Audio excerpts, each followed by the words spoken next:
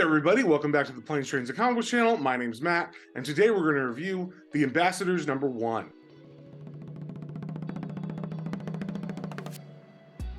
But before we get into that, if you guys wouldn't mind liking, sharing, subscribing, commenting, it really helps me out and lets me know what you guys want to see more of. So, with that being said, let's get straight into it. All right, we got the cover here for The Ambassadors #1.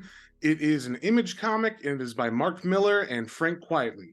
And we start off in Washington, D.C., where a government man is giving a talk to some generals about some propaganda that was going on in the early 50s during the Cold War, where we tried to convince the Soviets that we had a Superman. And of course, that wasn't true. All of it was just filmed movies. But while making those fake movies, in the background we were doing drug trials to try to make a superpowered being. And America was a little bit successful, but unfortunately it never really got off the ground and they could never get it to work with a human. And the reason that the government agent is doing this presentation is to inform all these generals that there is a person that has successfully done superhuman trials, and that person is Dr. Chun-Hee Chung, and that she is not American, she is actually South Korean. So then we cut to South Korea, and we see that there's some kind of unveiling ceremony going on with Dr. Chun-Hee Chung. And the people in the audience are a little confused because she's supposed to be in jail, but somehow she's going to be at this presentation. And when the doctor appears, she's floating in front of everybody, showing that she is in fact superpowered. And the people in the audience, of course, are stunned by this.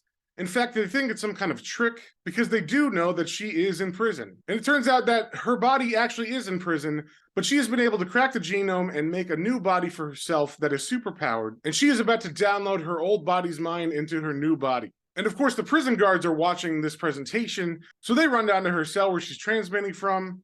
But before they get there, she pulls out a gun and holds it under her chin, and that's where I'm going to stop it. I don't want to spoil anything else. So honestly, I just picked this book up because I'm a fan of Mark Millar and also Frank Quitely's art. I didn't really know too much about it other than it was pitched as Willy Wonka with superpowers, which sounded pretty cool, but that doesn't tell you too much about the story. And Mark Millar's kind of known for his action-packed comics, and Willy Wonka with superpowers doesn't really sound that action-packed. But don't worry, he definitely gets that in here. Millar comes up with a really fresh way of reinventing that Willy Wonka idea, and also throwing in some political stuff with America and the Cold War. It definitely made me want to continue reading the story. I mean, there's not that much to say about the art other than it's freaking awesome. Frank Quitely is like one of the best artists of all time, and his art is kind of stylized, so he might not be your favorite style, but he's definitely a good artist. And I think him and Mark Millar really do good work together. So overall, this comic is great. I'm not sure how long the series is gonna be, but I know each issue has a different artist on it. And it's supposed to be like that because Mark Millar wanted to work with all the best artists in comics. So I believe each issue takes place in a different city or area of the world, and the artist changes based on that. But I'm not 100% sure on that, so don't quote me.